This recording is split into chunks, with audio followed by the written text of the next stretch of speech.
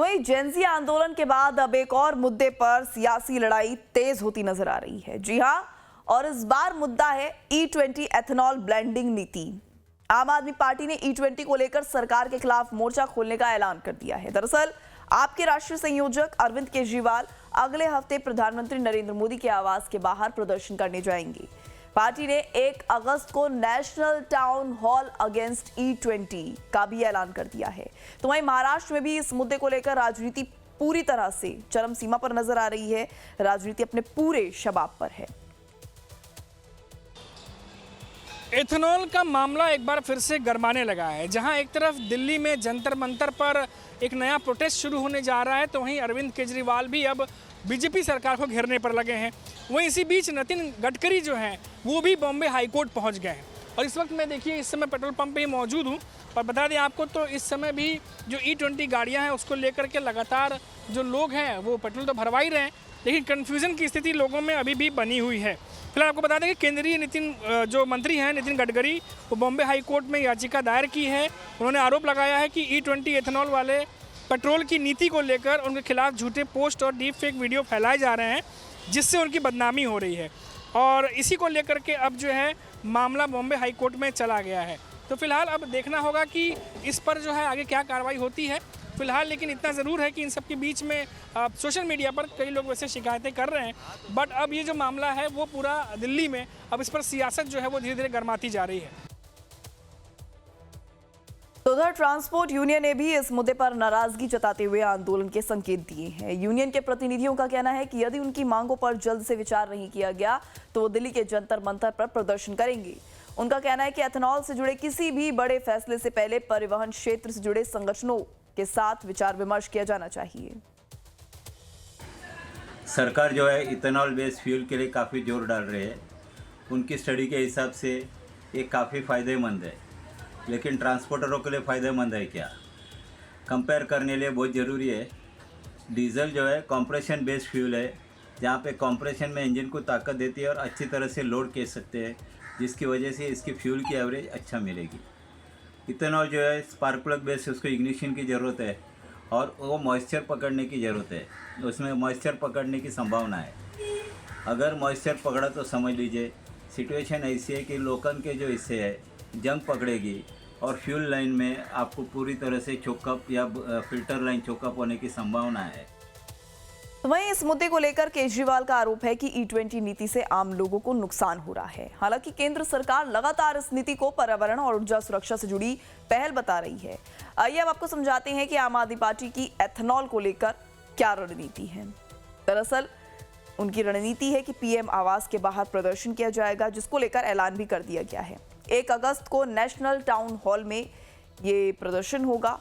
Physical और virtual भागीदारी की अपील जो है आम आदमी पार्टी की ओर से की गई है।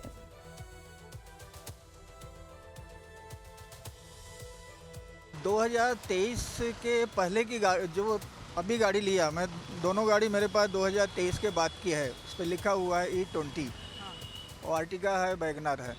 जो उसके पहले की गाड़ी है, अभी तो प्रॉब्लम मुझे नहीं हो रहा है। मैं जो लिख के दिया वो भरा रहा हूँ, मेरे को कोई दिक्कत नहीं है।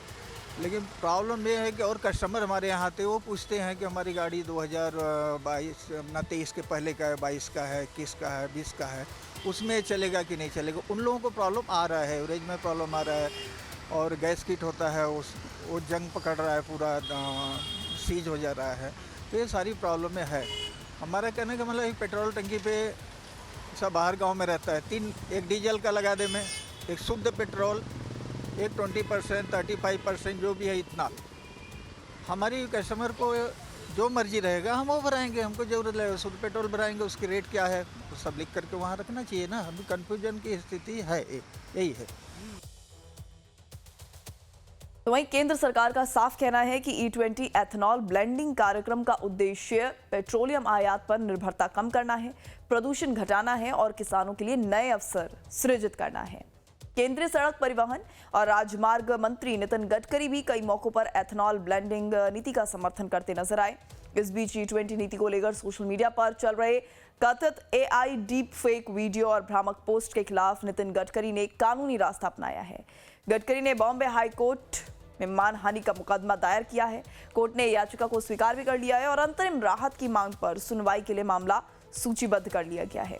याचिका में मेटा, एक्स समेत कई सोशल मीडिया प्लेटफॉर्म को पक्ष बनाया गया है। आइए अब आपको बताते हैं कि नितिन गडकरी की क्या मांग है।